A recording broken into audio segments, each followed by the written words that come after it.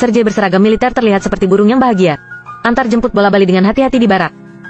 Pembom musuh berpatroli di langit. Melihat ini, Sergei membeku di tempatnya. Untungnya, ayahnya datang tepat waktu untuk melindunginya. Lalu melemparkannya ke dalam parit. Sergei mendongak. Bom lain jatuh. Untuk pertama kalinya dia merasakan kengerian perang. Dia ingin melakukan sesuatu untuk yang terluka. Namun, perawat mengatakan kepadanya untuk tidak membuat kekacauan di sini. Tidak ada yang membutuhkan bantuannya. Dia hanya bisa datang ke tenda. Mendengar jeritan orang yang terluka, Sergei mengambil segelas air dari cangkir tehnya. Berikan air untuk setiap prajurit yang terluka. Berharap untuk membantu yang terluka melalui ketidakberhatiannya. Semua yang terluka memujinya karena berperilaku baik dan masuk akal. Seorang pejuang buta mengeluarkan surat dari rumahnya. Biarkan Sergei membacakannya untuknya. Tetapi dia tidak tahu bahwa Sergei sama sekali tidak bisa membaca. Sergei harus menggunakan humornya sendiri untuk menebusnya. Sapi Anda sehat. Pintar Sergei harus mengisi kebohongan dengan humor keluarganya. Yang terluka tertawa saat mendengarnya. Kemudian dia menyanyikan lagu rindu kampung halamannya untuk yang terluka. Suara yang tidak dewasa. Biarkan yang terluka menangis. Kemudian dia menemukan ayahnya. Saya ingin berterima kasih kepada penjahit yang membuat seragam militernya. Tapi ayahnya membawanya ke rumah penjahit. Bagian depan rumahnya sudah hancur. Sergei tahu penjahit itu telah meninggal. Sang ayah melepas topinya kepada prajurit korban peperangan. Saat ini Sergei merasakan tanggung jawab sebagai seorang prajurit. Dia juga melepas topinya. Kemudian Sergei datang ke markas. Dia meminta untuk menjadi mantri ayahnya. Ayah mengatur agar dia mengirimkan surat kepada tentara. Jadi Sergei mengambil tas surat di punggungnya dan pergi ke parit. Bagikan surat kepada tentara. Prajurit yang menerima surat mengucapkan terima kasih. Dan memberinya tarian. Namun ada kalanya surat tidak dapat disampaikan. Dia akan melepas topinya untuk memberi penghormatan kepada tentara yang telah gugur. Dalam perjalanan kembali ke barak, Sergei berpakaian seperti pengintai. Melihat sekeliling dengan teropong. Tapi tiba-tiba menemukan musuh. Sepatu bergerak muncul di tumpukan jerami. Dia bergegas kembali ke barak untuk memberitahu bawahan ayahnya tentang situasi tersebut. Sergei membawa mereka bertiga ke tumpukan jerami. Petugas menyuruhnya untuk tetap di tempatnya. Mereka menyelinap lewat, menyalakan tumpukan jerami dengan korek api. Segera dua tentara Jerman lari keluar. Dalam 3 atau 2 pukulan, keduanya ditundukkan. Dan Sergei juga mengambil telegraf dari dalam tumpukan jerami. Berita itu sampai ke ayahnya. Ayahnya memberinya penghargaan kelas 1. Sergei akhirnya menyadari kekejaman perang. Dia menyeret kotak suplinya ke parit. Suara peluru meriam, tapi dia tetap bersikeras mengirimkannya ke tentara. Tentara itu memerintahkan dia untuk bergegas ke markas ayahnya. Karena ada satu area, tapi Sergei menggelengkan kepalanya untuk bertarung berdampingan dengan para prajurit. Seorang prajurit bawahan harus mematuhi perintah. Sergei harus mematuhi perintah. Datanglah ke markas besar ayah. Saya baru saja mendengar bahwa saluran telepon kantor pusat diledakkan.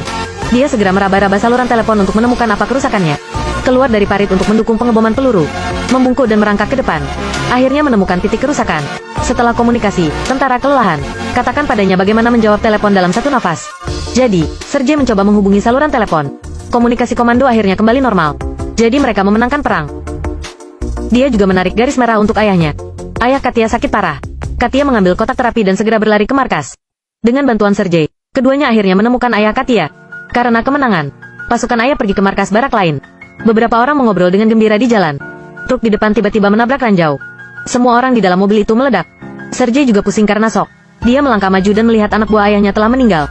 Dia bergegas mencari ayahnya lagi. Tapi sang ayah juga terluka. Ayah melihat bahwa Sergei aman dan sehat. Segera pegang dia di pelukannya. Bahkan jika itu mungkin dibom oleh ranjau darat, mereka tetap tidak berani mundur. Terus berlanjut. Akhirnya tiba di markas dengan selamat. Ayah sedang berbicara dengan atasannya. Sergei tiba-tiba berlari untuk mencari ayahnya. Salam sopan dan hormat. Komandan mengenakan topinya dan memberi hormat kembali. Kemudian dia meminta ayahnya untuk mengambil tugas padanya. Ayah akhirnya mengirimnya untuk memeriksa setelan dan perlengkapan petarung. Dia berlari keluar segera setelah menerima perintah. Sergei atas nama ayahnya memanggil semua tentara dan berbaris satu persatu. Semua prajurit mematuhi perintahnya.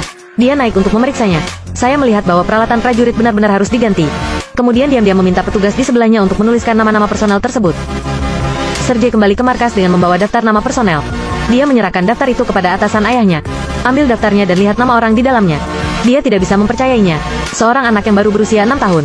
Rasa tanggung jawabnya di tempat kerja membuka matanya. Sergei juga dipuji. Ayah juga bangga dengan Sergei. Komandan juga mengadakan upacara penghargaan untuknya. Sergei melangkah maju. Seorang anak berusia 6 tahun berubah menjadi seorang pejuang.